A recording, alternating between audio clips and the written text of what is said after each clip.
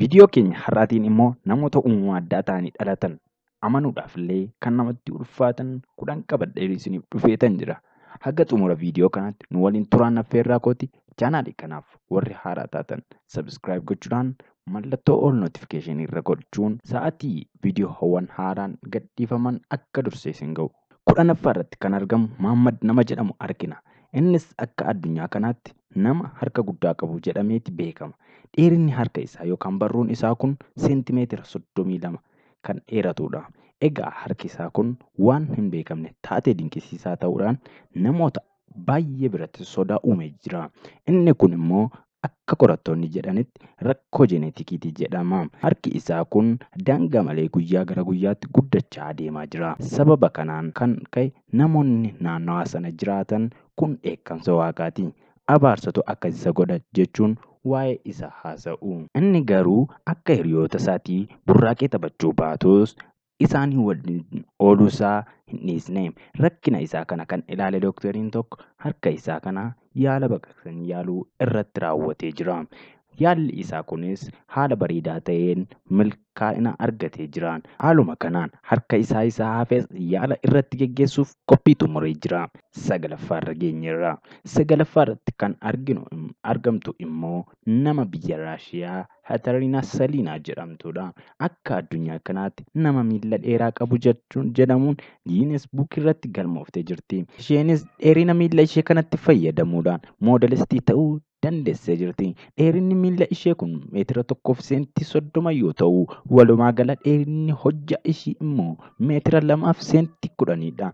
Garuu dheerinni miila ishee moodelistii akka isheen taatuuf karaa banuu iyyuu malee rakkoo hedduun akka ishee mudatan taasiseeti jira. Haa ta'u iyyuu malee milkaa'ina guddaas argattee jirti. Indastiriiwwan faashinii keessa galtee jirti. Faashinii irra darbee iyyuu dorgommii olompikii baaskeetbool bara 2008 biyya Chaayinaatti qophaa'e irratti biyya Raashiyaa bakka bu'uudhaan hirmaatteetii jirti. 8ffaa irratti kan argamu immoo nama Tarkii maqaan isaa Sultaan jedhamudha.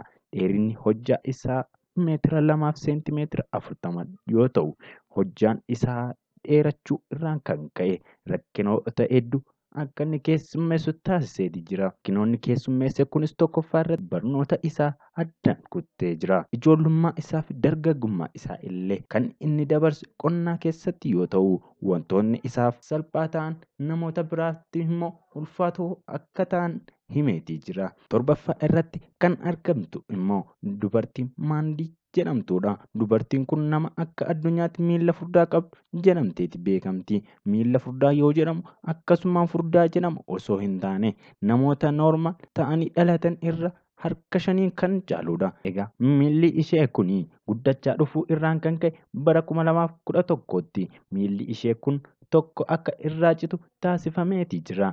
Garuu miilli ishee inni hafe guddachuu isaa hin dhaabne. Kanaaf dookteroonni miila ishii kana irratti maaltu akka ta'e erga qoratanii booda qoricha isheedhaaf arguu danda'aniiti jiru. Isheenis qoricha kana erga fayyadamte miilli ishee kun guddina isaa dhaabeeti jira.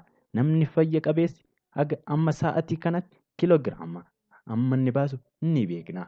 Garuu miilli ishee qofti kiloogiraama 107 baasa. 6ffaa irra geenye jirra. 6ffaa irratti kan argamu immoo Aziyaa nama jedhamudha. Aziyaan egaa yeroo dhalatee kaase areeda yookaan mangaaga gajjallaa hin qabu ture. Akkasumas haasa'uu hin danda'u. Egaa namni akkanaa maal hojjetee nyaata? Maal hojjetee jiraata? Gaaffiin jedhamu keessatti uumamuunsaa waan hafu miti. Inni garuu jireenya isaa kan inni ittiin geggeeffatu walaloowwan raappariif ta'an akkasumas piroodius gochuudhaan jiraata. Isas weellisaa yookaan raapparii Chaappaawus jedhamu waliin ta'uun hojjeta. Kanaaf dandeettii haasa'uu isaa kun akka inni hojjetee nyaatu isa hin dhorkine. Hojjetee nyaachuu irra darbeeyyuu namoota kaaniif illee gargaaruu danda'ee jira. 5ffaa irratti kan argamtu immoo dubartii maqaan ishee Isriyaa jedhamtudha. Qaamni ishee guutuun gogaan isaa irra hafa kan fakkaatudha. Rakkinni ishee qaqqabe kun akka isheen duubatti haftu yookiin teessee akka isheen harka namaa ilaaltu hin taasifne. Indastiriiwwan faashinii itti makamuudhaan bakka guddaa geessee jirti. Inistaagiraamii isheetiin qofa hordoftoota hedduu horattee jirti. Arfaffaa irratti kan argamu immoo mucaa maqaan isaa Shiin jedhamudha. Shiin egaa bifaan wallaala haa fakkaatu iyyuu malee garuu dhugaan isaa kanarraan faallaadha. Shiin umuriin isaa 29. Namoonni baay'een akka jedhanitti umuriin isaa kun utuu hin dhalatin waggaa 20 dura lakkaa'amu kan jalqabe jedhanii itti qoosu. Shiin mucaan jedhamu mucaan chaayinaa kun haayiran siindiraam dhukkuba jedhamu rakkina jeenetikiitiin nama qabamee jirudha. Haala kanaan egaa mucaan yeroo dulluma isaati fuulli isaa amma burtukaanii dhadhaa dibate fakkaatu kun maal akka inni fakkaatu baay'ee itti nama yaachisa. Irratti kan argamu immoo uumama adda ta'e ijaan ilaaluu mitiitiin gurraan dhaga'ame kan hin beekamnedha. Qaamni isaa guutuun rifeensaan kan uwwifame tokko argina. Innis nama biyya Hindii yoo ta'u umuriin isaa 13 kan ta'edha. Haayiroosis dhukkuba jedhamuun qabame akka dhalate miidiyaaleen hawaasummaa beeksisaniitii jiru. Egaa mucaan kun gaaffii miidiyaa irratti isaaf dhiyaate irratti hundaa'uudhaan deebiin isaa akkas ture. Rifeensa qaama koo irra jiru kana sarjariitiin utuu narraa badee natti tola jedhe. Sababni isaas hiriyoota koo waliin bahee galuu hin dandeenye jedha.